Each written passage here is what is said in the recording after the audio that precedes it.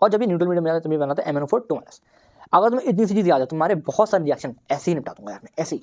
Trick क्या है, nice coffee, इसको तुम याद कर सकते हो, बहुत ज़्यादा सिंपल है। ट्रिक क्या है, density from glass, DENSITY, Y CR पर खत्म हुआ ना, तो CR से आगे जो पॉइंट है यहाँ पे तुम्हें ZN को उठा के फेंक देना है। जाने मन सुनो क्यों करती हो फिक्र, कोई नहीं तेरे बिना।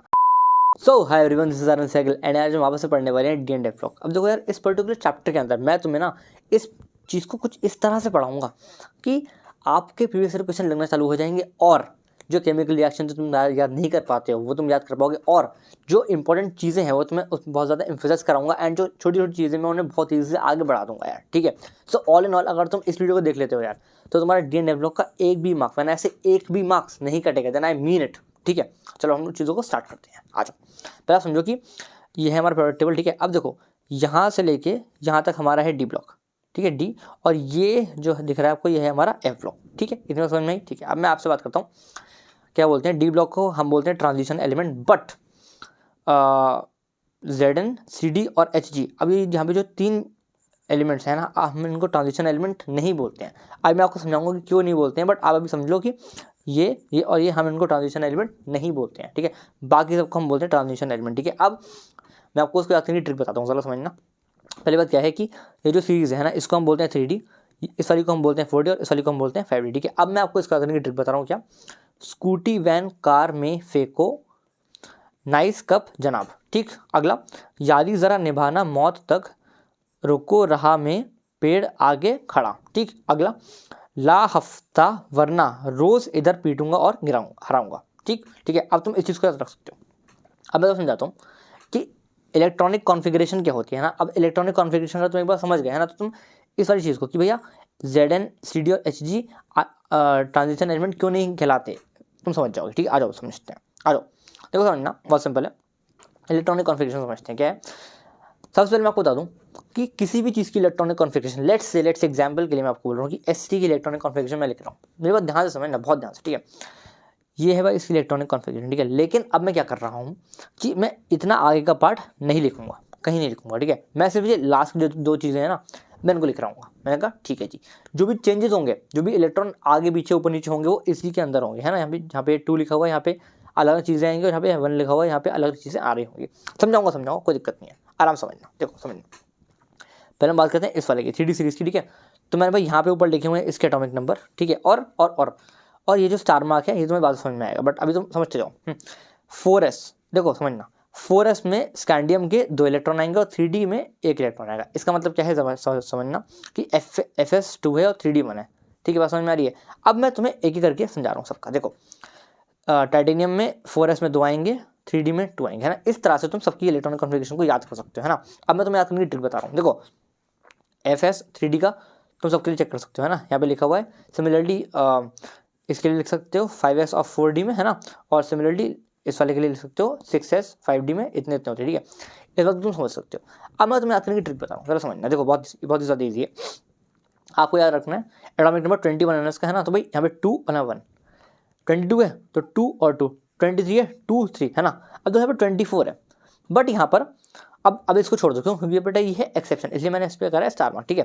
यहाँ पे स्टार मार्क, यहाँ पे स्टार मार्क, अभी इसको छोड़ो, ठीक है। यहाँ पे 2 3, यहाँ पे 2 4 होना चाहिए था, बट 1 5 है, तो ठीक है छोड़ो। 2 4 हो गया, 2 5 2 6 2 7 2 8 2 9 होना चाहिए था, बट यार एक्सेप्शन के चक्कर में 1 10 है, और यहाँ पे 2 9 होना चाहिए था, उसके बाद 2 10 आ जाएगा। क्लियर, आगे बात करते हैं। देखो कुछ नहीं करना है, ये और ये सेम रहेगा, है ना। बाकी सब कुछ यहाँ से यहाँ तक सेम चलेगा। अब देखो ये सब हो गए हमारे एक्सेप्शन, है ना। तो क्या होगा, कुछ नहीं होगा। 1 4 1 5 1 6 1 7 1 8 और 0 10 1 10 और 2 10, ठीक है। मतलब बेसिकली 2 1 2 2 से करते करते करते तुम्हारा यहाँ पे 2 9 तक आता, बट यहाँ पे फिर 2 10 हो गया। बात समझ में आ रही है तुम्हें, हाँ ना बोलो यार। मतलब ऑल इन ऑल तुम्हें इस चीज़ को याद रखना है, पूरा वीडियो देखना है एंड तक, मैं तुम्हें बहुत सारी बढ़िया चीज़ें बताने वाला हूँ, ठीक है यार। चलो हम चीज़ों को स्टार्ट करते हैं। आओ देखो कहाँ गया, एक मिनट रुकना जरा दोस्त। हाँ देखो इसके बाद करता हूँ मैं, क्या है सर समझना। 5D में ये सब है, और 2 1 2 2 2 3 2 4 2 5 2 6 2 7, ठीक है। यहाँ पे 2 8 आना चाहिए था, बट यहाँ पे एक्सेप्शन के चक्कर में 1 9 आया।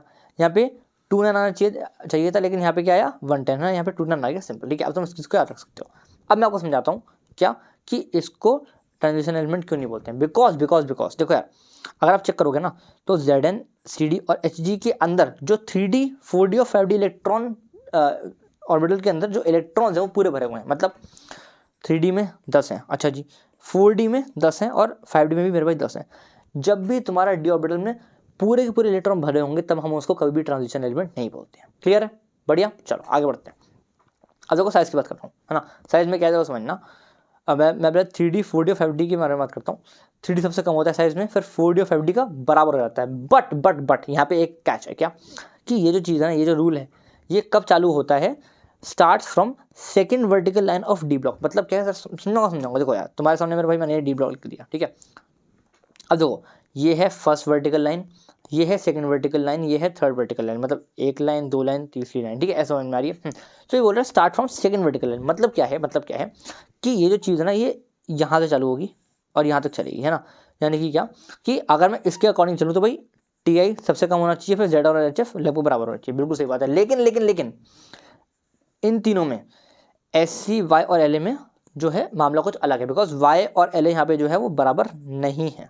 बात समझ में आ रही है? तो SC, Y, LA में भाई ये ट्रेंड चलेगा, बाकी आगे वाले में ये वाला ट्रेंड चल रहा होगा, ठीक है। सिंपल बहुत सिंपल, समझ गए होगे। आगे मैं बात करता हूँ आपसे। अच्छा एक बात और, कि ये दोनों बराबर क्यों हो गए? Because of lanthanoid contraction. और लेंथोनाइड कॉन्ट्रैक्शन क्या होता है? Poor screening of 4f electron. Simple, ठीक है। हम आगे बात करते हैं, आ जाओ। अब देखो अभी मैं बात करता हूँ कि अगर अभी तो हम लोगों ने साइज की में बात करी 3D, 4D और 5D के बीच में। अब मैं आपसे बात करूँ 3D जो है, ये जो एलिमेंट्स हैं इनके बीच में बात कर रहा हूँ, समझाता हूँ, चलो समझना। क्या कि हाँ देखो, ये है तुम्हारा कुछ साइज का ट्रेंड, है ना, ये तुम्हें दिख रहा है। अब मैं तुम्हें इसको याद करने की ट्रिक बता रहा हूँ, जरा समझना। देखो यार, आपको याद क्या रखना है कि सबसे पहले तो आपको ये चीज़ याद रखनी है ना कि भाई SC से लेके MN तक तुम्हारा ये कम होगा, ठीक है। फिर Fe, CO और Na जो है बराबर हो जाएंगे और Cu और Zn में बड़ा हो जाएगा, ठीक है। अब मैं आपको याद करने की ट्रिक बता रहा हूँ, चलो समझना, ठीक है। कुछ नहीं है करना। ट्रिक क्या है? Nice coffee. ट्रिक क्या है मेरे भाई? Nice coffee. नाइस कॉफ़ी का मतलब क्या है समझना। देखो नाइस कॉफ़ी, क्या बोल रहा हूँ? नाइस कॉफ़ी मतलब क्या? तुमने भाई चुनना है नाइस कॉफ़ी वालों को। मैंने कहा अच्छा जी, नाइस कॉफ़ी वालों को तुमने पकड़ लिया। मैंने कहा हाँ जी पकड़ लिया। अब तुम इन नाइस कॉफ़ी वालों में इक्वल टू का साइन लगा दो। अरे यार इक्वल टू का साइन लगा दो। मैंने कहा ठीक है, इतना लगा दिया। हाँ, अब इक्वल टू के साइन के बाद में इधर वालों में तुम कौन सा साइन लगा दोगे मेरे भाई? ये वाला साइन। और ये रहा नाइस कॉफ़ी, इधर वालों में तुम लगा दोगे ये वाला साइन। कहानी खत्म हो गई, ठीक है। अब ऐसा क्यों होता है बताता हूँ। यहाँ पे होता है, देखो यार, SC से लेके Fe तक ये Z इफेक्ट डोमिनेट कर रहा था ओवर सिग्मा, ठीक है। Fe, CO और Ni के बीच में क्या हो गया भाई? Z इफेक्टिव और सिग्मा लगभग बराबर हो गए। और यहाँ पर क्या हुआ कि जो सिग्मा है डोमिनेट कर गया ओवर Z इफेक्टिव। बात क्लियर हो रही है? हाँ जी क्लियर हो रही है। अच्छा, तुम्हें एट द एंड इन चीज़ों को याद ही रखना है ना, सो समझ रहे होगे। अच्छा हम आगे बात करते हैं। देखो इलेक्ट्रॉनिक आयनाइजेशन एंथैल्पी के बारे में बात करता हूँ। सबसे ज़्यादा 5D की होती है, फिर 3D की, 4D की। अब ऐसा क्यों होता है? बिकॉज ड्यू टू लेंथोनाइड कॉन्ट्रैक्शन, ठीक है। तुम्हें डायरेक्ट चीज़ें याद रखनी है। अच्छा मैं आगे बात करता हूँ आपसे 3D सीरीज। देखो फिर से मैं बोल रहा हूँ, जैसे कि मैंने आपसे क्या बोलते हैं यहाँ पे बताया था कि मैं पहले आपको बताऊँगा इनके बीच में और फिर मैं अंदर घुसूँगा 3D सीरीज के अंदर, ठीक है। जैसे मैं यहाँ पे घुसा था, सो आयनाइजेशन एंथैल्पी के बारे में मैंने आपको बता दिया। अब मैं घुस रहा हूँ 3D सीरीज के अंदर। तो बहुत सिंपल है समझना। जब मैंने आपको याद कराया था कि स्कूटी, वैन, कार में फेंको क्या बोलते हैं इसको, नाइस कप जनाब, है ना। सो आपने इसको ऐसे लिखा, मैंने कहा हाँ जी लिखा। अब इसको मतलब जो आयनाइजेशन एंथैल्पी का जो ट्रेंड होता है वो होता है कुछ इस तरह का। मैंने कहा ठीक है। अब इसको याद कैसे करेंगे बता रहा हूँ। इसको याद कैसे करेंगे? इस चीज़ को तुम ऐसे लिख सकते हो कि मैंने तुम्हें इस चीज़ को ऐसे ही याद कराया। मैंने कहा ठीक है जी। अब सुनना। ट्रिक क्या है? ट्रिक है टी कॉफ़ी। ट्रिक क्या है? ट्रिक है टी कॉफ़ी। इसका मतलब क्या है समझना। पहली बात क्या कि आपको टी कॉफ़ी है ना, तो टी का मतलब TI हो गया, अच्छा जी। और कॉफ़ी का मतलब CO और Fe हो गया, अच्छा जी। मतलब जो भी हमें चेंजेस करने हैं वो TI और CO और Fe के अंदर करना है। मतलब बेसिकली आप यहाँ से यहाँ कैसे होगा मैं बता रहा हूँ। TI को उठा के यहाँ डाल दो, CO और Fe को उठा के आप CU और ZN के बीच में डालो, ठीक है। अब आपको ये चीज़ याद कैसे लगेगी कि किस चीज़ को उठा के आपको कहाँ डालना है, बता रहा हूँ। TI को पकड़ा, मतलब T का मतलब TI हो गया, है ना। और T के अंदर सुनना, T के अंदर कितने अल्फ़ाबेट आते हैं? मैंने कहा TEA, मतलब TEA आते हैं, यानी कि 3 आते हैं, है ना। सो TEA, यहाँ पे A खत्म हुआ तो भाई TI को तुम यहाँ डाल दो। क्या बात तुम्हें बात समझ में आ रही है? और समझाता हूँ, ठीक है। कॉफ़ी के अंदर मेरे ध्यान समझना, कॉफ़ी के अंदर COFE है ना। तो कॉफ़ी का मतलब क्या होगा? 4, है ना, यानी कि 4 हो गए। तो समझना, देखो 1, 2, 3 और 4। जैसे ही चौथा वाला खत्म हुआ अगले टाइम यहाँ पे डाल दो यार। कहते हैं बात क्लियर हो रही है ना। तो तुमने इस चीज़ को उठा के यहाँ डाला तो यार यहाँ पे आ गया, और टे को उठा के तुमने यहाँ पे डाला तो तुम्हारा टे यहाँ पे आ गया। बात क्लियर हो रही है। और फिर तुम इसको लगा दो असेंडिंग ऑर्डर में। क्लियर, बढ़िया। आगे बात करता हूँ आपसे डेंसिटी के बारे में। बहुत सिंपल है, देखो सबसे पहले आपने इसको इस तरह से लिख लेना है। मैंने कहा ठीक है, Zn को उठा के आपको पटक देना है यहाँ पे V और CR के बीच में। मैंने कहा ठीक है जी, कर देंगे। अब आपका जो ट्रेंड आएगा कुछ इस तरह का आ जाएगा, ठीक है। अब आप बस समझना कि आप जब भी लेफ्ट टू राइट जाओगे भाई डेंसिटी इंक्रीज होगी, ठीक है। जैसे कि यहाँ पर लेफ्ट टू राइट जाने पे यहाँ पे क्या बोलते हैं, आयनाइजेशन एंथैल्पी बढ़ रही थी, ऐसे ही यहाँ पे डेंसिटी भी बढ़ेगी, ठीक है। अब कॉन्सेप्ट क्या है समझना कि इसको तुम याद कर सकोगे, बहुत ही ज़्यादा सिंपल है। क्या ट्रिक क्या है, डेंसिटी फ्रॉम लास्ट, मतलब क्या। अरे यार मेरे बात बताओ कि तुम डेंसिटी जो ट्रेंड है तुम उसके बारे में बात कर रहे हो ना यार, तो क्या करना है, देखो तुमने इसका ऐसे लिखा, मैंने कहा हाँ जी लिखा। अब तुम्हें डेंसिटी का क्या बोलते हैं स्पेलिंग आती है, मैंने कहा हाँ जी आती है। तो DENSITY, अरे भाई साहब हाँ जी, एक मिनट रुको, DENSITY। वाई CR पर खत्म हुआ ना, तो CR से आगे जो पॉइंट है यहाँ पे तुम्हें Zn को उठा के फेंक देना है, कहानी खत्म हो गई। इस तरह से भाई चीज़ों को याद करोगे तो तुम बहुत बढ़िया चीज़ों को याद कर सकते हो, ठीक है। अब मैं आगे बढ़ता हूँ। हीट ऑफ एटमाइजेशन का क्या होता है ट्रेंड, ये मैंने लिख दिया तुम्हारे लिए ट्रेंड है ना। अब देखो इसको याद करने का मैं तुम्हारे लिए निमोनिक बनाया क्या, जाने मन सुनो क्यों करती हो फिक्र कोई नहीं तेरे बिना। जाने मन सुनो क्यों करती हो फिक्र कोई नहीं तेरे बिना। क्लियर, चलो आगे बढ़ सकते हैं। मेल्टिंग पॉइंट, अब देखो यार मेल्टिंग पॉइंट के लिए मैंने बहुत बढ़िया टिप बनाई है, सुनना। पहले सुनना, पहले आप इस चीज़ को कुछ इस तरह से लिख लो। मैंने कहा ठीक है, ये तो हमें याद ही है भैया ना, क्या है, स्कूटी वैन कार में फेंको नाइस कप चना, ठीक है। अच्छा जी, अब देखो समझना, देखो MP, सुनना, MP किसी तरह दिखता है, MP इज लाइक MN। तो जितनी भी हम चीज़ें हम चेंज करेंगे वो हम करेंगे MN के रिस्पेक्ट में। अच्छा समझना। अब मैंने क्या करा, MN को मैंने उठाकर रख दिया भाई यहाँ पर, मतलब NI और CU के बीच में। अब भैया वो वाली बात तो ठीक है, मैं समझाऊंगा, ट्रिक समझाऊंगा, समझना। MN को उठा के मैंने यहाँ पे रखना है, फिर ठीक है। अब जब इसको उठाने के बाद मैं यहाँ पे इसको रखूंगा तो भाई जो चीज़ होगी वो कुछ इस तरह की दिखेगी। अच्छा जी, और अब तुम्हें ये चीज़ याद कैसे लगेगी कि यार मुझे MN को ही उठाना है और यहीं पर डालना है। देखो MN को ही उठाना है, इसका मतलब क्या है कि MP को हम जब फाइंड करें अपन ने MN को उठाया, ठीक है। अब MN को सुनना, MN के अंदर कितने अल्फ़ाबेट है, मैंने कहा 2 हैं यार। मैंने कहा MN के अंदर 2 अल्फ़ाबेट है ना, यानी कि 1 2 1 और 2। इसके बाद में तुम्हें डालना है, यानी कि CU के बाद में और NI के बीच में, यानी कि CU के बाद में और NI के बीच में आ गया MN, बात खत्म हो गई है ना। और अब तुम यहाँ से लेके यहाँ तक तुम लगाओ लेस देन का, और फिर यहाँ से लेके यहाँ तक तुम लगा दो ग्रेटर देन का, कहानी खत्म हो गया। बात समझ में आ रही है, हाँ ना बोलो यार, क्लियर है, बढ़िया। चलो हम आगे बात करते हैं। तो एक कॉन्सेप्ट है क्या कि melting point is directly proportional to number of unpaired electron, याद रखना है। और melting point is directly proportional to metallic bond strength, ठीक है। दोनों चीज़ों को तुम याद रखना, तुम्हारा कम बन जाएगा, ठीक है। हम आगे बात करते हैं।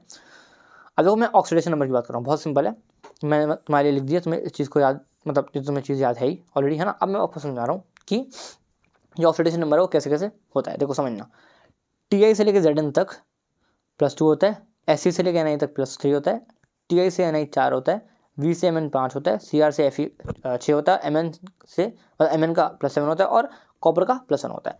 अब मैं आपको समझाऊंगा, पहले आपने जो मैंने बोला आप समझ गए, मैंने कहा हाँ जी भैया समझ गए। अब मैं आपको समझाऊंगा। देखो पहली बात क्या है कि क्या बोलते हैं, पहले आप इसको ट्रिक समझ, पहले इसकी ट्रिक समझ लो कि क्या है ट्रिक, ऐसा समझना। क्या ट्रिक में हमारा क्या है मेरे भाई, चलो अब तुम पहले ट्रिक सोचो कि तुम ट्रिक बोलो, मैं आपको पहले कॉन्सेप्ट सुनाता हूँ। देखो कि आपको हो सकता है एक कॉन्सेप्ट समझ में ना आ रहा हो, क्या देखो एक बात समझना कि TI से मैं आपसे बात करता हूँ। देखो TI से लेकर Zn जो भी चीज़ आएगी उसका जो ऑक्सीडेशन नंबर है वो +2 है। इसका मतलब क्या है कि TI से लेके Zn तक ऑक्सीडेशन नंबर +2 है, मैंने कहा हाँ जी। SC से लेके NI तक जो ऑक्सीडेशन नंबर है वो है +3, यानी कि SC से लेके NI तक ऑक्सीडेशन नंबर +2 है। तो क्या इसका मतलब ये है कि जो Fe है, Fe यानी कि इस वाली चीज़ के अंदर और इस वाली चीज़ के अंदर, ये Fe CR V TI और CO और NI ये सारे तो दोनों के अंदर ही आते हैं ना यार, दोनों के अंदर ही आते हैं ना। तो ये क्या, इसका मतलब ये है कि जो Fe है उसका ऑक्सीडेशन नंबर 2 और 3 है। मैंने कहा बिल्कुल सही पकड़ लिया तुम लोगों ने यार, बात समझ में आ रही है। ऐसे ही CR का ऑक्सीडेशन नंबर 2 और 3 है, इतना समझ में आ गया, ठीक है। अब मैं तुम्हें इसको याद करने की ट्रिक बताता हूँ, चलो समझना। देखो इमेजिन करो कि तुम्हारे घर पे एक काम वाली आंटी आती है, ठीक है, और तुम्हारे घर पे है एक कॉपर का बर्तन। क्या है तुम्हारे घर पे, एक कॉपर का बर्तन है, ठीक है, ये है। अच्छा जी, और वो उसको सुनना, और वो उसको जोर से जूने से साफ कर रही है, ठीक है। और तुम्हारे घर में है मेरे भाई क्या, विम का साबुन। एक बार बस सुन लो तुम्हें मजा आ जाएगा, है ना। तुम्हारे घर में है कॉपर का ये है ना, और तुम्हारे पास है विम का साबुन, ठीक है। अब तुमने उनसे क्या कहा, सुनना, तुमने उनसे क्या कहा कि तेज से नहीं, और वो जो आंटी है उनका नाम है टीना, ठीक है। तो तुमने उनसे क्या कहा, तेज से नहीं टीना विम काफ़ी मारे, मतलब विम काफ़ी मारे मतलब कि कीटाणु काफ़ी मारे विम, ठीक है। तो कॉपर से मतलब तुम इस चीज़ को याद रख सकते हो। तो कॉपर फिर तुमने ऐसे लगाया जैसे कि जहाँ पे एक टाई ब्रेक हो, है ना। और उसके बाद तुमने क्या बोला, तेज से नहीं टीना विम काफ़ी मारे, है ना। तुम यहाँ से इसको, यहाँ से इसको, यहाँ से इसको, यहाँ से इसको, यहाँ से इसको, यहाँ से इसको पकड़ सकते हो, ठीक है। अब तुमने अगर इस चीज़ को तुमने याद कर लिया है ना, तो 1 2 3 4 5 6 7, बात क्लियर हो रही है क्या यार? फास्ट तो नहीं हो रहा? क्लियर है? मैंने कहा हाँ जी क्लियर है, बहुत सही, क्लियर हो रही है ना, मैंने बढ़िया। अब सुनना, मैग्नेटिक नेचर बहुत सिंपल है।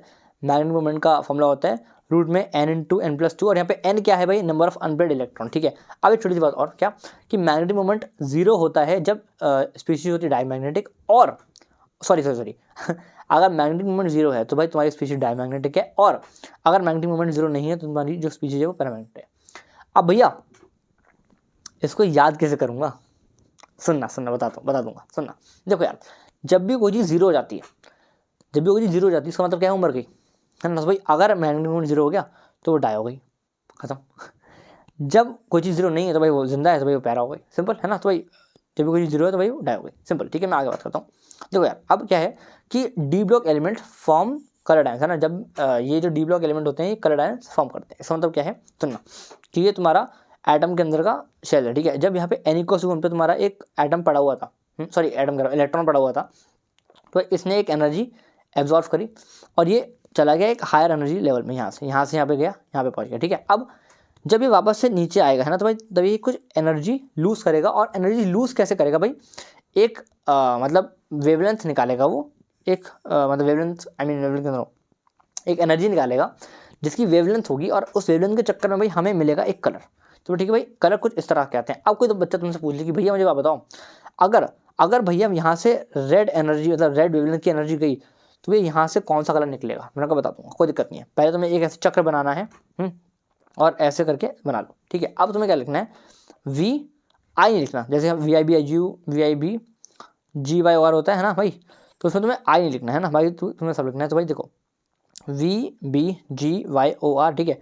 अब सुनना, जब भी एनर्जी यहाँ पे रेड होगी तो भाई यहाँ से तुम्हारा G निकल जाएगा, क्लियर।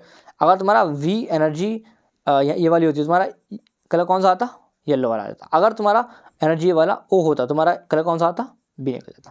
कहते हैं बात समझ में आ रही है, हाँ ना बोलो यार, हाँ ना बोलो, बढ़िया। चलो अब मैं आगे बात करता हूँ आपसे इंटरस्टिशियल कंपाउंड के बारे में। बहुत ही ज़्यादा सिंपल है, सारा समझना क्या है कि डी ब्लॉक के अंदर एनी एलिमेंट, जैसे कि मैं कोई भी एलिमेंट पकड़ रहा हूँ रैंडम, ठीक है। मैंने बोला कि ठीक है भाई, लेट से TI को मैंने पकड़ लिया, मैंने कहा ठीक है।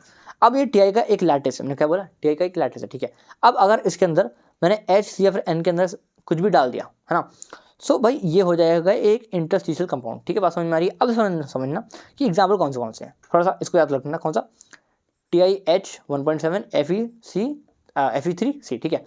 अब सुनना, अब इस इंटरस्टिशियल कंपाउंड्स की कुछ प्रॉपर्टीज़ हैं, बताता हूँ, सुनना। एक है हमारा, ये तो नॉन स्टोइचियोमेट्रिक होता है, अरे तुम क्लियरली देख सकते हो यार, क्यों H 1.7 लिखा हुआ है यार, क्या ये स्टोइचियोमेट्रिक है, नहीं यार। बात समझ में आ रही है, बढ़िया।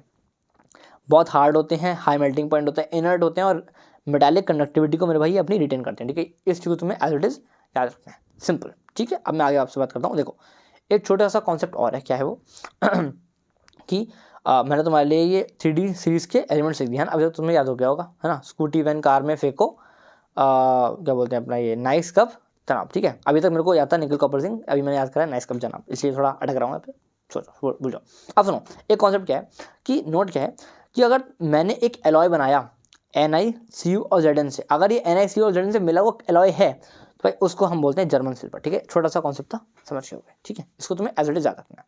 अब मैं आपसे अब देखो यार, सबसे इंपॉर्टेंट चीज़ आ गई है इस वीडियो की, क्या है, KMnO4 और K2Cr2O7। देखो KMnO4 और कहाँ गया,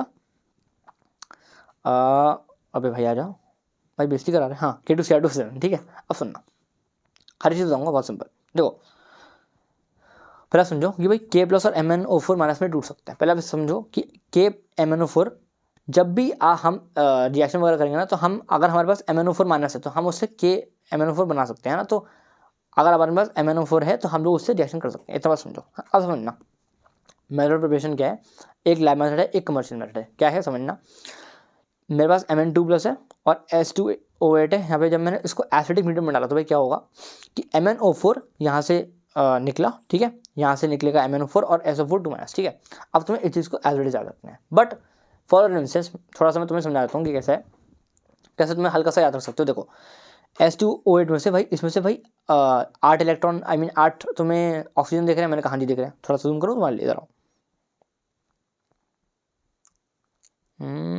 हाँ अब देखो यार, तुम्हें इसके अंदर 8 ऑक्सीजन दिख रहे हैं। मैंने कहा जी दिख रहे हैं। इसमें से 4 ले लो, इसमें से 4 इधर कर लो, 4 इधर कर लो। इस वाले 4 को यहाँ भेज दो, इस वाले 4 को यहाँ भेज दो। अब देखो यार MnO4 हो गया है ना, तो यहाँ पे यहाँ से 8 जो थे 4 इधर गए और 4 इसके अंदर ही है ना, सो SO4 2-। ठीक है, थोड़ा सा तुम यहाँ से समझ सकते हो। ऑल तो यहाँ पे S2 है और यहाँ पे S है, सो कन्फ्यूज मत होना, बस तुम्हें इसको ऐसा करके याद करने की ट्रिक बताई मैंने, है ना। चलो कमर्शियल मेथड में क्या है हमारा, 1 मिनट, हाँ कमर्शियल मेथड में क्या है, कुछ नहीं है। जब MnO2 को मैं भाई मैं फ्यूज़ कराता हूँ KOH के साथ में in presence of oxidized air या फिर KNO3, है ना, तो भाई बेसिकली K2MnO4 बनता है। बताऊंगा K2MnO4 बनता है। अच्छा अब देखो K2MnO4 एक बार अगर आपको बन गया तो आप KMnO4 दो तरह से बना सकते हो। कैसे, एक तरीका ये है, एक तरीका ये है, दोनों बताऊंगा समझना। K2MnO4 है, अब आप करा दो उसका electrolytic oxidation in alkaline medium, ठीक है, सो तुम्हारा KMnO4 बन जाएगा। ठीक, और K2MnO4 जो यहाँ पे लिखा हुआ है इसका तुमने अगर कहा दिया एसिडिक मीडियम, अगर तुमने K2MnO4 को एसिडिक मीडियम के अंदर डाल दिया तो क्या होगा, KMnO4 MnO2 और H2O। ठीक है, अब मैं आपको बात बहुत ही क्लियर बोल दूँ कि इन चीज़ों में ना कुछ लॉजिक नहीं होता यार, है ना, तो तुम्हें इसको एज इट इज याद रखना है। क्या तुम्हें बात समझ में आ रही है, जैसे कि ये चीज़ है। अब अगर तुम्हें नहीं पता कि electrolytic oxidation in alkaline medium क्या होता है, भाई घंटा फर्क नहीं पड़ता, मैं मजाक भी नहीं कर रहा, घंटा फर्क नहीं पड़ता भाई। ठीक है, बस तुम्हें इस चीज़ को एज इट इज याद रखना है, बिकॉज जो सवाल आएगा ना वो डायरेक्ट आएगा। वो तुम्हें बोलेगा कि भाई A ये है, B ये है, तो बता यहाँ पे C क्या बनेगा, बस इतना तुम्हें पूछेगा। तो तुम्हें बात समझ में आ रही है कि अगर तुम्हें ये चीज़ याद है तुम काम कर सकते हो। ठीक है, क्लियर। चलो आगे बात करते हैं। अब देखो यार, अगर मैंने क्या करा, KMnO4 को मैंने हीट कर दिया तो क्या होगा, थोड़ा समझना, ये भी बहुत काफ़ी इंपॉर्टेंट रिएक्शन है, सवाल आ सकता है। KMnO4 जो कि किस रंग का होता है, पर्पल कलर का होता है। ठीक है, थोड़ा सा याद रखना है, KMnO4 जो पर्पल कलर का होता है। ओके ठीक है, हाँ हम इसको हीट करेंगे 513 केल्विन पे। क्या बोल रहा हूँ मैं, हम इसको हीट करेंगे 513 केल्विन के ऊपर और हमको मिलेगा K2MnO4 MnO2 और O2। अब मैं आपको समझा रहा हूँ कि ये पर्पल होता है, ये ग्रीन होता है और ये ब्राउन होता है। इसको याद करने की ट्रिक बता रहा हूँ, सुनना इसको याद करने की ट्रिक है मेरे भाई। ये देखो, ये कौन है भाई, ये है हमारा पर्पल गबरू। कौन है ये, अरे भाई गबरू है ना भाई, गबरू जवान दिख रहा है बंदा, है ना, और अभी कौन सा है, पर्पल है। इसका मतलब क्या है, पर्पल G और ब्रू, है ना, तो पर्पल गबरू। ठीक है, ऐसा तुम हल्का सा याद रख सकते हो। अब एक छोटी सी बात और, क्या कि KMnO4 होता है डायमैग्नेटिक और K2MnO4 होता है पैरामैग्नेटिक। ठीक है, यहीं पर इसका मैं आपको स्ट्रक्चर बता रहा हूँ। स्ट्रक्चर मेरे भाई इसका ये होता है, ठीक है, और K2MnO4 का स्ट्रक्चर ये होता है, कुछ नहीं होता, बीच ऐसे एक प्लस बनाओ, है ना, बीच में Mn डालो, हर जगह O डालो, यहाँ पे भी O डालो, यहाँ पे O के साथ बस K डाल दो, और जहाँ पे K नहीं है वहाँ पे तुम लगा दो डबल बॉन्ड। बात समझ में आ रही है, हाँ जी आ रही है। सिमिलरली तुम इसको बना सकते हो, यहाँ पे तुम्हें दोनों साइड के ओके लगाना है, यहाँ पे तुमने एक साइड लगाया था, यहाँ पे तुम्हें लगाना है दोनों साइड। क्लियर, बढ़िया। अब देखो ये जो इसका स्ट्रक्चर है ये ऐसा क्यों है, ऐसा क्यों मैं बता रहा हूँ इसके, आई मीन इसका जो स्ट्रक्चर है ये ऐसा है इसलिए because of ligand to metal charge transfer. Direct सवाल आ जाएगा, बोलेगा भाई KMnO4 का स्ट्रक्चर ऐसा क्यों है, ऑप्शन में लिखा होगा because of ligand to metal charge transfer. Directly इसको याद रखो, कोई लॉजिक नहीं है। ठीक है, अभी के लिए, और मैं तुम्हें समझा सकता हूँ कि किसी का लॉजिक क्या है, लेकिन वीडियो बहुत लंबी हो जाएगी। ठीक है, तो आओ अब देखो इसके लिए क्या है कि इसका स्ट्रक्चर ऐसा क्यों है, ड्यू टू DD ट्रांजिशन। ठीक है, डायरेक्टली तुम्हें इस चीज़ को याद रखना है। अच्छा अब मैं बोल रहा हूँ अगर तुम स्ट्रक्चर याद कर रहे हो तो एक बहुत इंपॉर्टेंट स्ट्रक्चर है वो तुम याद कर लो, क्या, Mn2O7 का। Mn2O7 क्या है, बहुत सिंपल है, ऐसे करके H बनाओ, है ना, बीच में O, साइड में Mn और हर जगह O खत्म। ठीक, अच्छा अब अच्छा एक बात बताओ, फास्ट तो नहीं हो रहा यार, फास्ट तो नहीं हो रहा ना, पक्का, डन, वेरी गुड। चलो अब मैं आपसे बात करता हूँ, देखो सुनना, हाँ जी ठीक है। अब मैं आपसे बात करता हूँ क्या, ये छोटी सी बात मैं आपको और बोलना चाहता हूँ कि भाई देखो एक केमिकल रिएक्शन और है, MnO2 plus NaCl plus H2SO4 give you MnCl2 plus NaHSO4 plus H2O plus Cl2। ये बहुत इंपॉर्टेंट है, बहुत इंपॉर्टेंट है, मैंने ऐसे बहुत इंपॉर्टेंट है, आई मीन इट। ठीक है, तुम जानते हो उस बात को। चलो अब मैं आगे बात करता हूँ, सुनना। एक छोटी बात और, जो Cl2 यहाँ पे इसको हम बोलते हैं पंजेंट गैस, ठीक है। यहाँ पे जो Cl2 निकलती है इसको हम बोलते हैं पंजेंट गैस, ठीक है। इसको तुम्हें ऐसे याद रखना है। थोड़ा सा मैं तुम्हें समझा देता हूँ क्या हो रहा है। MnO2 है, NaCl है, यहाँ पे भाई हो गया एक डिस्प्लेसमेंट रिएक्शन है ना, तो भाई Mn के साथ में Cl2 आ गया, ठीक है। और यहाँ पे जो Na है, Na चला गया NaHSO4 के साथ में, ठीक है। NaHSO4 हो गया, यहाँ से O2 आ गया और यहाँ से कुछ आके H2O हमारा बन जाएगा, H2O और Cl2 हमारा बन जाएगा। कुछ इस तरह से तुम इस चीज़ को समझ सकते हो यार, क्लियर है, बढ़िया। चलो अब ये केमिकल रिएक्शन देखो यार। हाँ जी, अब सुनना, मैंने तुम्हें बोला था क्या कि मैं बहुत सारी केमिकल रिएक्शन तुम्हारे लिए ट्रिक्स से बताता हूँ, चलो समझना। देखो यार मैं आपको क्या बोल रहा हूँ, MnO4, अगर मैंने आपको क्या बोला था, क्या सुनना कि KMnO4 है मेरे पास, मैंने कहा हाँ जी है। अब अगर MnO4 मेरे को कहीं से मिल जाए तो मैं उससे KMnO4 बना सकता हूँ, है ना। तो पहले मेरे को MnO4 चाहिए, मैंने कहा यार MnO4 मेरे पास है, बताता हूँ। अगर मेरे पास MnO4 है तो मैं इससे बनाऊंगा KMnO4। अब मैं कैसे बनाऊंगा बता रहा हूँ। देखो पहले हम करेंगे एसिडिक मीडियम में, फिर हम करेंगे बेसिक मीडियम में, एंड उसके बाद हम बात करेंगे न्यूट्रल मीडियम में। बताऊंगा। जब भी MnO4 एसिडिक मीडियम में जाता है वो बनाता है Mn2+, जब MnO4 बेसिक मीडियम में जाता है तब वो बनाता है MnO2, और जब ये न्यूट्रल मीडियम में जाता है तब ये बनाता है MnO4 2-। अगर तुम्हें इतनी सी चीज़ याद है तुम्हारे बहुत सारे रिएक्शन ऐसे ही निपटा दूंगा यार मैं, ऐसे ही, ठीक है। चलो स्टार्ट करें, पक्का, चलो आ जाओ। देखो समझना, हाँ अब देखो यार एसिडिक मीडियम में बात करते हैं। देखो यार मैं आपको बताया हुआ है MnO4, देखो सॉरी MnO4 जब एसिडिक मीडियम में हो जाता है तो Mn2+ बताता है। ऐसे ही जब वही मैंने लिखा हुआ है कि एसिडिक मीडियम के अंदर MnO4 Mn2+ बनाता है, ठीक है। अब सारा समझना, देखो मैं तुम्हें बोल रहा हूँ ना कि बहुत सारे केमिकल रिएक्शन है, बताता हूँ। देखो उसमें से एक केमिकल रिएक्शन बस सुन लो, समझना नहीं है, कुछ नहीं करना है, बस सुन लेना, है ना। क्या MnO4 ये है, जब मैंने इसे I- करा और एसिडिक मीडियम करा, एसिडिक मीडियम समझते हो ना, H+ जहाँ पे आ जाता है वो एसिडिक मीडियम। अगर अभी तक नहीं पता था तो बस याद रख लो क्या कि कहीं पर भी अगर H+ आ गया तो उसका मतलब है क्या है, वो एसिडिक मीडियम में है, ठीक है, बढ़िया। अब देखो जब ये दोनों मिलते हैं तो भाई कुछ ऐसा बन जाता है, क्या बन जाता है, I- कन्वर्ट हो जाता है I2 में और MnO4- कन्वर्ट हो जाता है Mn2 में, ठीक है। अब मैं तुम्हें ट्रिक बता रहा हूँ याद करने की। अब देखो बात क्या है ना कि इस टाइप की 7 रिएक्शन है। अब मैं तुम्हें 7 की 7 रिएक्शन यहाँ पे रटवा नहीं रहा हूँ, मैं तुम्हें ट्रिक दे रहा हूँ, क्या फिर कर रहे हो भैया, हाँ जी समझना। पहले मैं क्या बोल रहा हूँ कि जब भी एसिडिक मीडियम में तुम्हें MnO4 नेगेटिव मिल जाए तुरंत के तुरंत उसे Mn2+ में कन्वर्ट करो। मैंने कहा ठीक है कर देंगे। अब समझना, जब भी MnO4 + I- बनेगा तब क्या बनेगा, जब भी MnO4 और I- नेगेटिव मिलेगा तब Mn2+ और I2 बनेगा। हाँ जी, अब यार ये लिखा हुआ है MnO4 + I- will give you Mn2+ + I2। तुम्हें बात समझ में आ रही है कि मैं तुम्हें क्या बोल रहा हूँ, सुनना, मैं तुम्हें क्या बोल रहा हूँ कि तुम्हें ये बात तो पता ही है। अब अगर तुम याद कर लो कि I- से I2 बनता है, OX2- से CO2 बनता है, कुछ इस तरह से, तो तुम 7 रिएक्शन को कर सकते हो। जैसे कि अगर मैं आपसे इसकी और इसकी बात करूँ, है ना, तो बहुत ही सिंपल है। अगर तुम्हें ये चीज़ याद होती, तुम्हें ये चीज़ तो पता ही है, अगर तुम्हें ये चीज़ याद होती तो मैं तुम्हें क्या बोलता, MnO4 + I- will give you what, तो तुम बोलोगे भैया LHS + LHS will give you Mn2+ + I2। और जो मैंने यहाँ पे बोला मैंने यहाँ पे लिख दिया यार, बात क्लियर है। बट रिएक्शन तुम इस तरह से कर सकते हो, है ना, कि MnO4 + OX2- will give you Mn2+ + CO2, ठीक है। अब इस चीज़ को रखने की ट्रिक बता दो भैया, बता देंगे यार, कोई दिक्कत नहीं है।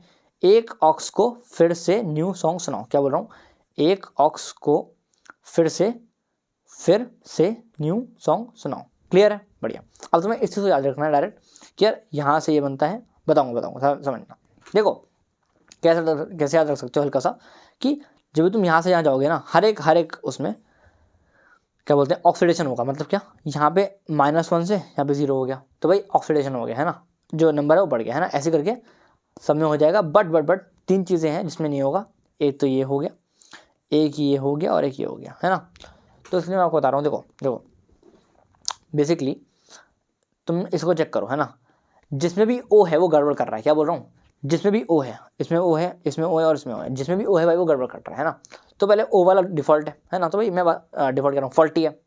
मैं क्या बोल रहा हूँ, एक रूल देता हूँ, क्या, जिसमें भी O आ गया 4 सेम O को तुम O+1 कर दो। मतलब क्या, सुनना, इसमें O आ गया तो मैंने बोला NO2 NO3 माइनस मिल जाएगा, यानी कि क्या, जो चार्ज है मेरे भाई वो सेम है। देखो लिखा है चार्ज सेम, है ना, और जो यहाँ पे O का जो नंबर, यहाँ पे O का नंबर 2 है तो यहाँ पे O का नंबर 3 बन गया। सिमिलरली एक और समझाता हूँ, SO3 2- है, फिर से मेरे भाई SO4 2- बन गया। क्या हुआ यहाँ पे, चार्ज 2- का 2- ही रहा, लेकिन यहाँ पे जो O है उसको बढ़ गया, ठीक है। और OX2 minus will give you CO2, इसको तुम्हें डायरेक्टली याद रखना है, ठीक है, समझ रहे होगे। आगे हम बात करते हैं। हाँ, अब देखो अभी तक हम लोगों ने बात करी एसिडिक मीडियम के बारे में। अब मैं आपसे बात कर रहा हूँ क्या बोलते हैं न्यूट्रल मीडियम के बारे में, ठीक है। बेसिक के लिए कुछ ऐसा होता नहीं है, बट अगर तुम्हारे एग्जाम में आ जाए तो इतना लिख देना कि MnO4 minus in basic medium will give you MnO2, ठीक है। अब जरा समझना, न्यूट्रल की बात करता हूँ, क्या होता है MnO4 minus will give you in presence of H2O, ध्यान सुनना, इन presence of H2O will give you MnO2। अब क्या है, फिर से वही कॉन्सेप्ट, क्या, जैसे मैंने तुम्हें ये चीज़ें दे दी थी कि भाई MnO4 plus I minus will give you Mn2 plus I2, similarly मैंने तुम्हें ये चीज़ दे दी, क्या सुनना, MnO4 minus plus I minus will give you MnO2 plus IO3, है ना। अब तुम इस चीज़ को याद रख सकते हो यार, और ये जो चीज़ है इनको तुम कैसे याद रखोगे यार, इसकी जो ट्रिक है वो मेरे भाई है आइसमैन। क्या बोल रहा हूँ, इसकी जो ट्रिक है वो है आइसमैन। अच्छा जी, आइसमैन, ठीक है, चीज़ों को ऐसे याद रख सकते हो यार, समझ में आ रही है बात, बढ़िया। अब देखो यार, हाँ मैं बात करता हूँ आपसे K2Cr2O7, बहुत ही ज़्यादा सिंपल है, बहुत ज़्यादा सिंपल एंड बहुत इंपॉर्टेंट, समझना। उससे पहले यार मैं आपको एक बहुत तगड़ी चीज़ बताना चाहता हूँ कि जो K2Cr2O7 है ना मेरे भाई, ये एक ऐसी चीज़ है कि अगर आप, जो ये संतरा होता है संतरा, अगर तुमने संतरे का बीज K2Cr2O7 के अंदर डाल दिया तो विदिन 3 डेज, ध्यान समझना, विदिन 3 दिन वो एक फुल फ्लेज संतरा बनकर तुम्हारे सामने आएगा यार। यस, इतना तगड़ा होता है K2Cr2O7। क्या, K2Cr2O7 के अंदर मैंने अगर एक संतरे का बीज डाल दिया तो भाई ये 3 दिन के अंदर एक फुली फ्लेज संतरा बन जाएगा यार। You can make orange from K2Cr2O7। Yes, कितना तगड़ा, कितनी तगड़ी बात है यार, ठीक है। अब बात करते हैं इसके मेथड ऑफ प्रिपरेशन के बारे में, समझना। K2Cr2O7 से क्या बन सकता है, ऑरेंज बन सकता है भाई, ठीक है। आ जाओ, बस बात है ना। चलो मेथड ऑफ प्रिपरेशन की बात करता हूँ। सुनना, FeCr2O4 fused with Na2SO3 in presence of O2 will give you Na2CrO4 plus Fe2O3 plus CO2, इसको तुम्हें एज याद रखना है। और सुनना, Na2CrO4 जो होता है येलो रंग का होता है, और ये जो Na2CrO4 है, जब मैंने इसको एसिडिक मीडियम में डाल दिया तो भाई Na2CrO7 बना देगा। और Na2CrO7 को जब मैंने KCl के साथ में ट्रीट कराया तो K2Cr2O7 बना लेगा। अब मजे की बात क्या है कि K2Cr2O7 कौन से रंग का होता है मेरे भाई, ऑरेंज रंग का होता है यार, ठीक है। और बहुत ही खेत के साथ कहना पड़ता है कि भाई मैंने तुम्हें बेवकूफ़ बना दिया। हाँ जी, तुम बेवकूफ़ बन गए भाई। ऐसा कुछ भी नहीं है भाई, ये फन फैक्ट सब बकवास बातें हैं भाई। लेकिन K2Cr2O का जो कलर होता है वो ऑरेंज होता है। इस चीज़ को याद कराने के लिए भाई मैंने तुमसे ही झूठ बोला यार। क्या तुम्हें याद हो जाएगा कि भाई K2Cr2O7 का जो कलर होता है वो ऑरेंज होता है? क्यों यार, क्यों? अरे भाई क्योंकि हमने आपको ये फन फैक्ट बताया था, ठीक है। सो हमने भाई आपका बेवकूफ़ बना दिया। और लेकिन अब तुम्हें याद रहेगा है ना कि भाई K2Cr2O7 तक जो ऑरेंज जो कलर होता है उसका ऑरेंज होता है, ठीक है, याद रखना। चलो हम आगे बात करते हैं आपसे। हाँ जी, इफेक्ट ऑफ हीट की बात करते हैं ना, कि अगर मैंने इसको हीट करा तो क्या होगा। अब आपको याद है कि K2Cr2O7 का जो कलर होता है ऑरेंज होता है, हाँ जी होता है। जब मैंने इसको हीट करा तो क्या होगा, K2CrO4 निकलेगा, Cr2O3 निकलेगा और O2 निकलेगा, ठीक है। ये होता है येलो रंग का, Cr2O3 होता है ग्रीन कलर का, सिंपल, ठीक है। इसका जो स्ट्रक्चर होता है वो होता है कुछ इस तरह का मेरे भाई, और K2CrO4 का होता है कुछ इस तरह का स्ट्रक्चर। अब छोटी सी बात क्या बताता हूँ, देखो कि ये वाला और ये वाला जो बॉन्ड होता है वो होता है सेम बॉन्ड लेंथ का, और ये जो ग्रीन वाले बॉन्ड तुम्हें दिख रहे हैं ये वाले, है ना, ये होते हैं सेम बॉन्ड लेंथ के, ठीक है। इतनी बात समझ में आई। दूसरी बात, ये येलो वाले और जो ग्रीन वाले बॉन्ड्स हैं, जितने भी येलो जितने भी ग्रीन हैं, सब आपस में अनइक्वल हैं, यानी कि जितने भी येलो वाले जितने भी ग्रीन वाले हैं वो अनइक्वल हैं। बात समझ में आ रही है, बढ़िया, ठीक है। तुम्हें अच्छा ये छोटी छोटी बात बता रहा हूँ ना, ध्यान रखना, बहुत इंपॉर्टेंट है, ठीक है, बढ़िया। अब देखो यार, ये जो दोनों स्ट्रक्चर हैं ये क्यों बने हैं, है ना, because of ligand to metal charge transfer. अगर आपको याद हो तो भाई KMnO4 में, अभी आपको दिखा देता हूँ, कहाँ गया KMnO4 मेरे भाई, कहाँ गया तू, कहाँ गया दोस्त KMnO4। हाँ देखो जब यहाँ पे दोनों हमारे पास जब ये दोनों स्ट्रक्चर, तो भाई ये वाला बना था ligand to metal charge transfer से, और ये वाला बना था due to DD transition. But K2Cr2O7 के अंदर दोनों ही ligand to metal charge transfer से बने हैं, ठीक है। अच्छा यार, यहाँ पे एक छोटी सी बात बताता हूँ आपको, नोट क्या है कि Cr2O7 2 माइनस जब आप OH माइनस में डालोगे या तो CrO4 2 माइनस बन जाएगा, और जब आप CrO4 2 माइनस को जब आप एसिडिक मीडियम में डालोगे तो आपको मिल जाएगा Cr2O7 के ऊपर 2 माइनस लिया, ठीक है। देखो आई नो कि केमिकल रिएक्शन बहुत ही बोरिंग होती हैं, समझ में नहीं आता, बट मैं आपको बता रहा हूँ ना कि डायरेक्ट सवाल आ जाएगा। वो आपको पता है क्या बोलेगा, सुनना, वो आपको क्या बोलेगा कि Cr2O7 2 minus plus OH minus will give a compound whose name is A, name A. अब तुम्हें फंस जाओगे यार, तो तुम्हारा समझ में आ रही है भाई, ऐसे ही सवाल आते हैं, ऐसे ही सवाल आते हैं, बात समझ में आ रही है। तो तुम्हें इस चीज़ को अच्छे से पकड़ना है, ठीक है। चलो अब जो है केमिकल रिएक्शन में आपको विद ट्रिक्स बताने वाला हूँ वापस से, ठीक है। आ जाओ। K2Cr2O7 जो है, जब आप इसको एसिडिक मीडियम में करते हो तो Cr3+ में कन्वर्ट हो जाता है। अब देखो समझना कि अगर तुम यहाँ से ऑक्सीडेशन नंबर निकालोगे Cr का, तो भाई यहाँ पे हो जाएगा 6 और भाई यहाँ पे हो जाएगा 3, है ना। सो भाई चेंज इन ऑक्सीडेशन नंबर मेरे भाई 3 है ना भाई। एन फैक्टर क्या हो जाएगा, एन फैक्टर समझते हो ना, एन फैक्टर हो जाएगा 3 × 2। अब कोई बच्चा पूछेगा कि भैया वो सब तो ठीक है, 3 तो ठीक है भैया कि 6 से 3 हुआ, तो भाई 3 का डिफरेंस है, बट यहाँ पे 2 क्यों आ गया मेरे भाई? बिकॉज यहाँ पे जो Cr है वो 2 Cr है, ठीक है। यहाँ पे तो ये बैलेंस नहीं हुई है, यहाँ पे एक्चुअली 2 Cr आएगा जब तुम इसको पूरा लिखोगे, है ना, तो 2 Cr आएगा, तो बेसिकली यहाँ पे एन फैक्टर हो गया 6। भैया याद क्या रखना है मुझे बता दो, कुछ याद नहीं रखना, सिर्फ इतना याद रखो कि K2Cr2O7 से Cr3+ बनता है इन एसिडिक मीडियम, कहानी खत्म, ठीक है, क्लियर, बढ़िया। अब फिर से मेरे भाई, क्या बोल रहा हूँ, फिर से मेरे भाई, अगर तुम्हारे पास मेरे बच्चों ये है तो ये और ये मिलाकर क्या बनेगा मुझे बताओ, ये और ये बन जाएगा यार। सिमिलरली ये और ये मिलाकर तुम्हें क्या बन जाएगा, ये और ये मिल जाएगा यार। बात समझ में आ रही है? अब भैया आप अपने से याद करने की ट्रिक बता दो। ये लो मेरे भाई आ गई, सनोरिटा फिर हंसी, क्या बोल रहा हूँ, सनोरिटा फिर हंसी, और भाई हंसी तो फंसी, ठीक है। चलो बात क्लियर हो रही है बढ़िया। चलो अब मैं आपसे आगे बात करता हूँ।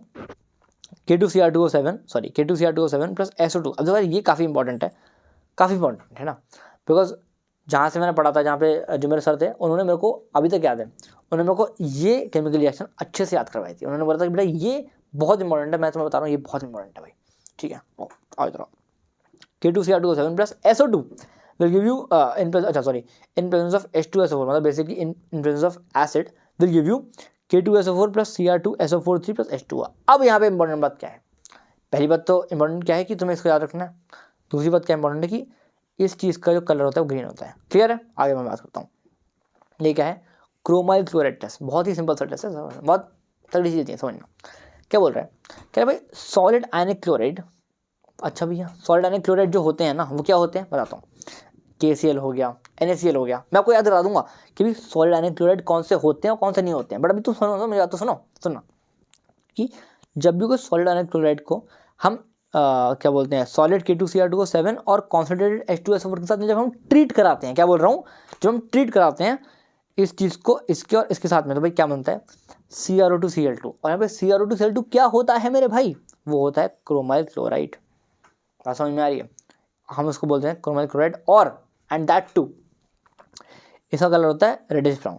थोड़ा सा आयनों की तुम्हें चीज़ें टफ लग रही हो सकती हैं कि भाई चीज़ें बहुत सारी हैं, मैं क्या बताऊँ भाई, अब मैं तुम्हें कम से कम टाइम में ज़्यादा से ज़्यादा चीज़ दे सकता हूँ, है ना।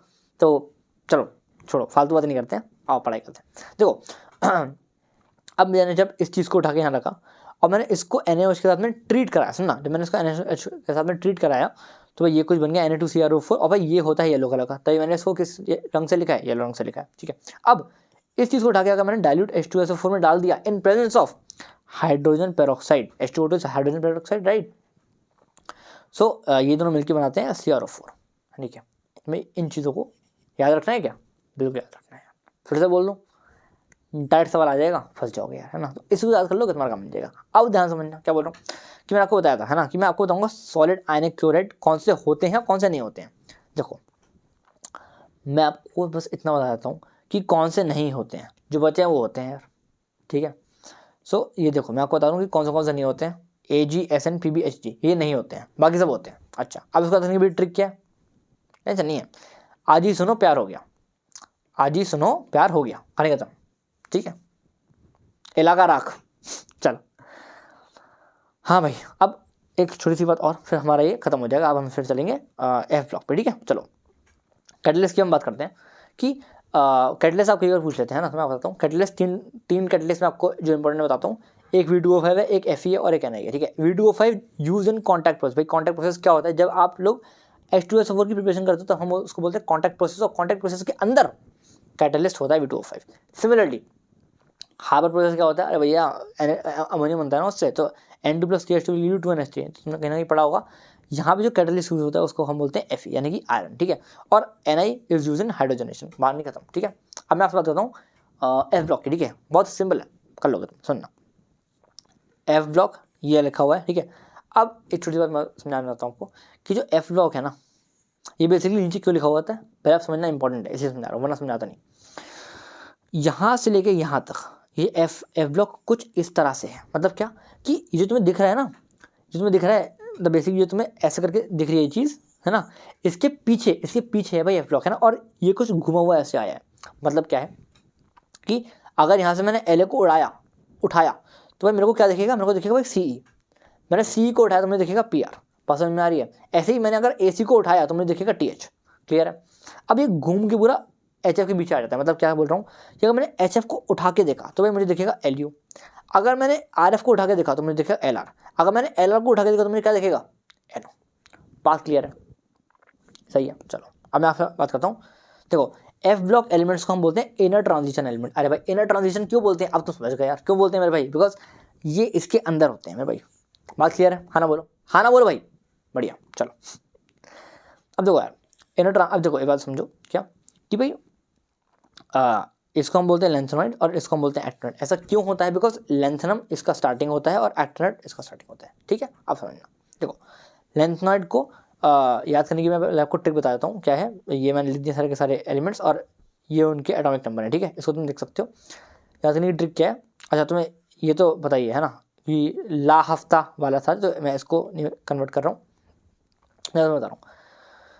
हाँ अब इसके लिए एक छोटी सी स्टोरी है, क्या है वो समझना कि एक बंदा था नंदू, क्या बोल रहा हूँ, एक बंदा था नंदू है ना, उसकी होने वाली थी शादी, बट उसकी जो क्या बोलते हैं होने वाली वाइफ थी, जो उसकी फियांसी थी, वो थी यूरोप की है ना, और उसकी शादी होने वाली थी 2 दिन बाद, ठीक है। मतलब उसकी मतलब नंदू की शादी होने वाली थी उसकी फियांसी से 2 दिन बाद।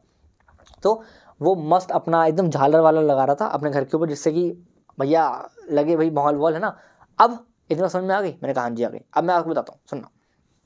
और हाँ यूरोप, वो जो लड़की थी वो यूरोप की थी, ठीक है, वो जो लड़की थी वो यूरोप की थी। अब मैं आपको बता रहा हूँ, सुनना, बहुत आसान है। देखो सीढ़ी पर नंदू प्रेमी समझे यूरोप की गाड़ी तमिलनाडु दिल्ली होकर इधर टाइम से यहाँ लग गई। क्या बोल रहा हूँ भाई, वो झालर लगा रहा था, उसने कहा अरे भाई साहब कोई तो गाड़ी आई है, उसने कहा भाई साहब कोई तो गाड़ी आई है, उसको लगा। अब उसको क्या लगा वो मैं तुम्हें बता रहा हूँ।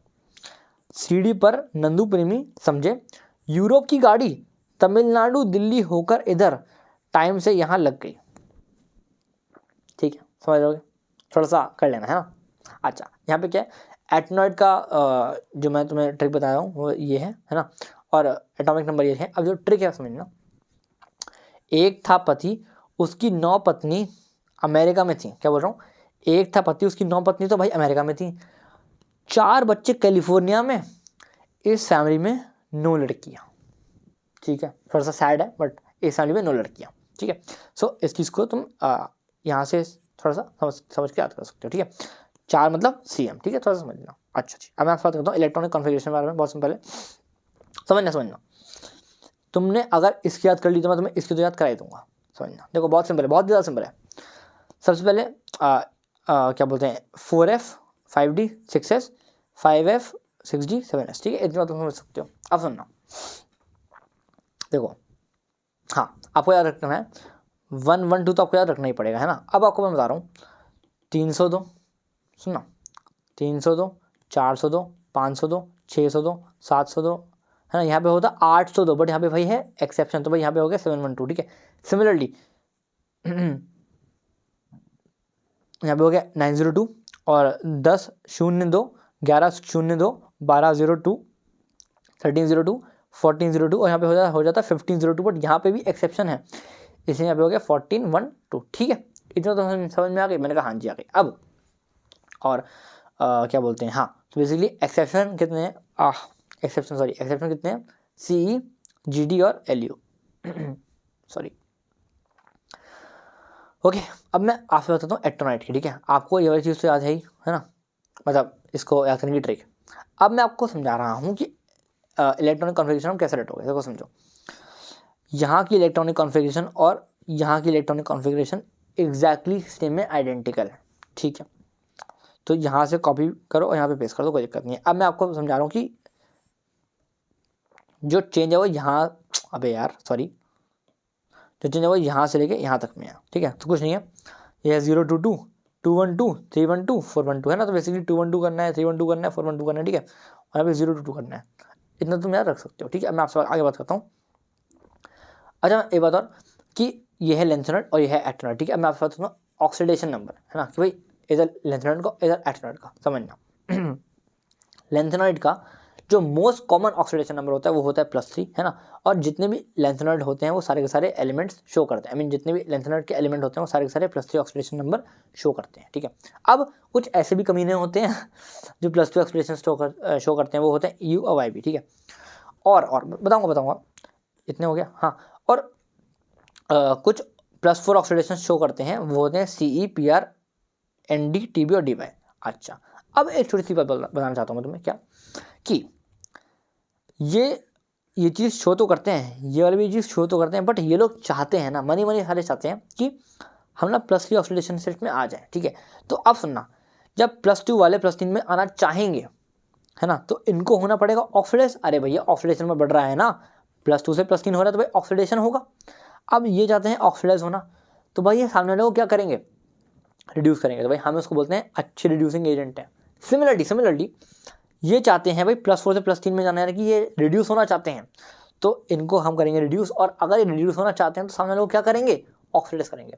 इसलिए हम इनको बोलते हैं ऑक्सीडाइजिंग एजेंट। बात क्लियर हो रही है? हाँ जी हो रही है, बहुत सही। चलो अब देखो एक्टिनॉइड के बारे में बात करते हैं। आपको 2-3 बातें इसमें बात करनी है बस। ये ऑक्सीडाइड जो होते हैं वो 3 से लेकर 7 तक ऑक्सीडेशन नंबर शो करते हैं, दैट्स इट। और जो मोस्ट कॉमन होती है वो होती है +3 ऑक्सीडेशन नंबर। बट यहाँ पे एक एक्सेप्शन है। वो एक्सेप्शन क्या है बताता हूँ, कि actinoid show all actinoid show तो +3 होती है, बट यहाँ पे एक्सेप्ट T, ठीक है, TH, सोडियम, एक्सेप्ट TH, है ना।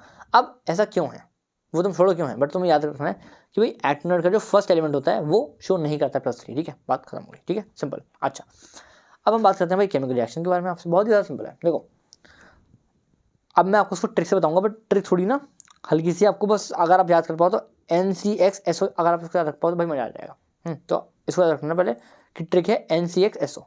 अब आपको समझा रहा हूँ। देखो जब भी कोई लेंथेनॉइड का एलिमेंट होगा, लेट से कुछ भी है, मतलब लेट से कुछ भी है, आई मीन इट कि लेंथेनॉइड का कुछ भी है एलिमेंट, जैसे कि तुम्हारी मन की शांति के लिए मैं बता दूं कि भाई CE है, PR है, ND है, TB है, DY कुछ भी है।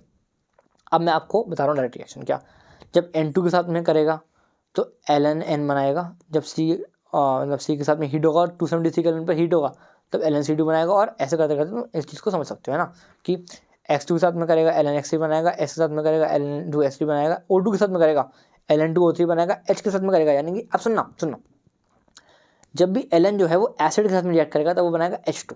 मैं आपको ट्रिक बताऊंगा याद करने की, बट अभी समझना। और जब भी Ln को पानी में फेंक दोगे तो LNOH होल थ्राइस और +H2 बनाएगा।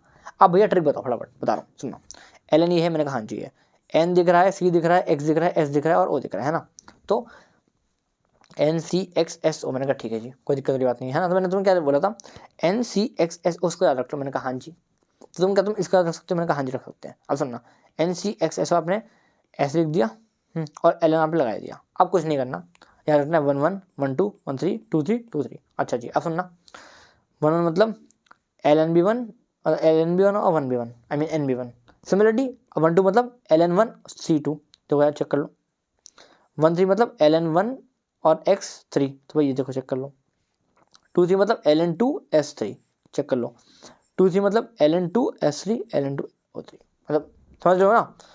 इसका रख लोगे तो तुम यहाँ से यहाँ तक पहुँच सकते हो। अब क्या बोल रहा हूँ, ये जो दोनों चीज़ें तुम्हें एसिड याद रखनी पड़ेगी। क्या कि जब भी एसिड के साथ में इसको आप रिएक्ट कराओगे तो भाई H2 निकाल देगा, और जब इसको पानी में उठा के फेंक दोगे तो हाइड्रोक्साइड बनाएगा और H2 रिलीज करेगा, ठीक है, सिंपल। अच्छा अब देखो कुछ क्या बोलते हैं इसको, फिजिकल प्रॉपर्टी। हाँ अब सुनना बहुत इंपॉर्टेंट, क्या कि फिजिकल प्रॉपर्टी, यार लेंथेनॉइड की कुछ फिजिकल प्रॉपर्टीज़ हैं और फिर एक्टिनॉइड की बताऊंगा बहुत ही ज़्यादा इजी वे में। जस्ट हमारा वीडियो एंड होने वाला है, लास्ट है, ठीक है। सुनना, फिजिकल प्रॉपर्टी क्या है कि पहले आपको बता रहा हूँ लेंथेनॉइड, ठीक है। पहले सिर्फ लेंथेनॉइड की समझ लो कि एलिमेंट्स आर सिल्वर सॉफ्ट, है ना, कि जो लेंथेनॉइड है, लेंथेनॉइड क्या बता रहा हूँ कि लेंथेनॉइड सिल्वर होते हैं और सॉफ्ट होते हैं। बट यहाँ पे एक एक्सेप्शन है, क्या, कि जो SM है ना वो हार्ड होता है। SM क्या होता है भाई, हार्ड होता है। अच्छा जी, और ऐसा क्यों होता है? Due to strong metallic bond. क्या बोल रहा हूँ, SM हार्ड होता है और ऐसा क्यों होता है? Due to strong metallic bond. अभी हमें याद कैसे रहेगा कि यार ये सब जो चीज़ें हैं ये स्ट्रॉन्ग मेटालिक बॉन्ड की वजह से हो रही है? बहुत सिंपल है समझना। SM एक्सेप्शन है ना, SM कैसा ले रहा है? स्ट्रॉन्ग मेटालिक बॉन्ड, मतलब अरे SM ही तो वो है ना अपना एक्सेप्शन, तो इसका जो रीज़न है वो इसी के अंदर छुपा हुआ है ना, कि भाई स्ट्रॉन्ग मेटालिक यानी कि SM। अगर तुम्हें ये याद है तुम समझ सकते हो कि स्ट्रॉन्ग मेटालिक बॉन्ड। समझ में आ रही है ना तुम्हें? ठीक है, बढ़िया, पक्का, चलो। मतलब बेसिकली ऑल एंड ऑल अगर तुम्हें ये चीज़ याद है कि भाई SM एक एक्सेप्शन होता है, तो तुम्हें इसका रीज़न ऑब्वियसली खुद ही याद है ना, कि इसके नाम में ही इसका रीज़न छुपा हुआ है। सिंपल, ठीक है। आगे मैं बात करता हूँ। B क्या है? अगर Ln का आपने एक एलॉय बनाया तो हम उसको बोलते हैं मिक्स्ड मेटल, और इसके अंदर क्या होता है? 95% Ln होता है और 5% Fe होता है, और S, C और C के कुछ बहुत ही कम अमाउंट में ट्रेसेस होते हैं, ठीक है। सिंपल चीज़ों को याद रखना है। अब अगली चीज़ बहुत इंपॉर्टेंट, ध्यान सुनना। ये देखो मैंने आपके लिए यहाँ पे लिख के रखा है क्या, कि LaCePr, ये सब मैंने आपके लिए लिख के रखा है, ठीक है। अब जो फिजिकल प्रॉपर्टी है, ये लेंथेनॉइड है ना, तो फिजिकल प्रॉपर्टी मैं आपको यहीं पे याद करवा रहा हूँ, समझना। लास्ट का पकड़ो, और स्टार्टिंग का पकड़ो, लास्ट का पकड़ो, और GD को पकड़ो। अगर तुम इन तीनों चीज़ों को पकड़ लोगे, है ना, या तो ये तीनों चीज़ें होती हैं कलरलेस, इनके आयंस बेसिकली कलरलेस होते हैं, और बाकी जितनी भी हैं ये और हमारा ये, है ना, जिनको मैंने बॉक्स बनाया है वो होते हैं कलर्ड आयंस। बात क्लियर हो रही है? मतलब क्या, लास्ट वाले होते हैं कलरलेस, और GD होता है कलरलेस, एंड जो बाकी होते हैं वो होते हैं कलर वाले, ठीक है। अगली बात, स्टार्टिंग के 2 उठा लो और एंडिंग के 2 उठा दो, है ना, तो ये होते हैं डाया, और बाकी जितने ही बचे मेरे भाई वो होते हैं पैरा, डायमैग्नेटिक पैरामैग्नेटिक। सिंपल, ठीक है। इसी को तुम्हें ऐसे याद रखना है यार। मैंने तुम्हारे लिए जितना पॉसिबल वे था ना, कि कम से कम वे में, मतलब कम से कम चीज़ में मैं तुम्हें ज़्यादा से ज़्यादा कंटेंट दे पाऊँ, मैं तुम्हें दे रहा हूँ यार, ठीक है। चलो बढ़िया, हाँ भाई, ओके। अब सुनना, ये बहुत बढ़िया, सुनना, बहुत आसान है। देखो क्या बोल रहा हूँ मैं, ध्यान सुनना। लेफ्ट से राइट जाओगे भाई, बेसिसिटी कम होगी। याद रखना है क्या, लेफ्ट से राइट जाओगे बेसिसिटी कम होगी। इसका मतलब क्या है, इधर आओ, कि लेफ्ट से राइट गए बेसिसिटी कम होगी। इसका मतलब क्या है कि LA की जो बेसिसिटी है वो ज़्यादा होगी और LU की कम होगी, जो मैंने यहाँ पे लिखा हुआ है। अच्छा, अब भैया इसको याद करने की कोई ट्रिक है क्या? बिल्कुल ट्रिक है, समझना। देखो यार, लालू, क्या बोल रहा हूँ, लालू, है ना, तो LA से जब आप LU जाओगे तो क्या होगा, लालू, है ना। तो इट्स लाइक कि लालू, ला लो, है ना, यानी कि LA ये है, LU ये है, तो भाई मैं LU को एलो लिख दूँ, है ना। भाई यहाँ पे जो LO है, LOW है, वो दर्शाता है कि यहाँ पे बेसिसिटी लो है। बस समझ में आ रही है ना, बोलो।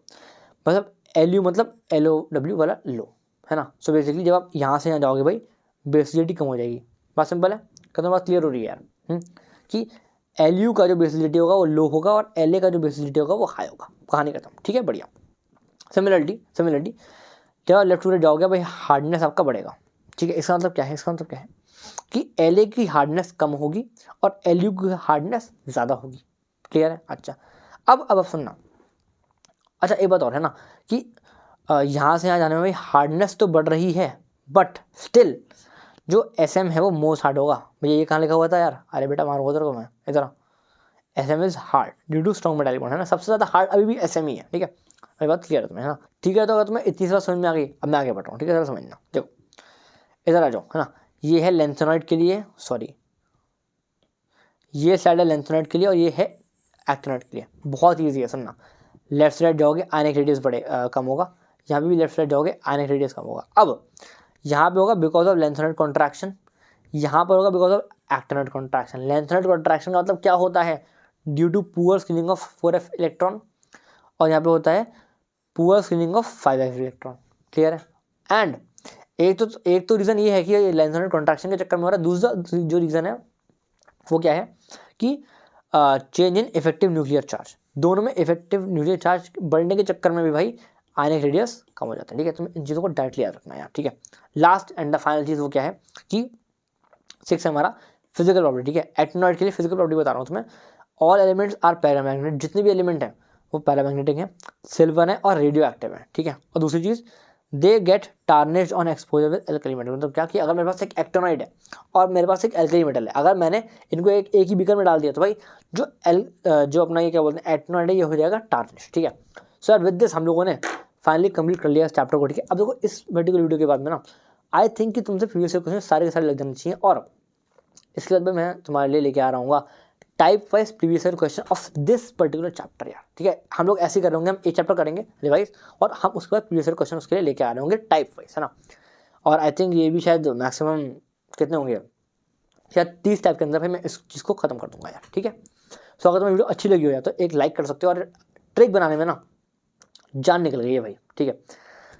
So you can make a like, है ना। और अगर देखो सुनो, अगर तुम्हें अच्छी लगी हो ना वीडियो तो तुम बस एक हार्ट डाल देना मेरे कमेंट सेक्शन के अंदर, जैसे कि मुझे अच्छा लगे यार उसको देख के, मुझे भी लगा कि हाँ यार तुम्हारा जो फ़ायदा है वो हो रहा है मेरी वजह से, मेरी इन वीडियोज़ की वजह से, ठीक है। और बाकी यार हम लोग मिलेंगे नेक्स्ट वीडियो के अंदर, और तुम नीचे कमेंट करो कि तुम्हें अगला वीडियो कौन सा चैप्टर का चाहिए, फिजिक्स केमिस्ट्री या फिर मैथ्स के अंदर, ठीक है।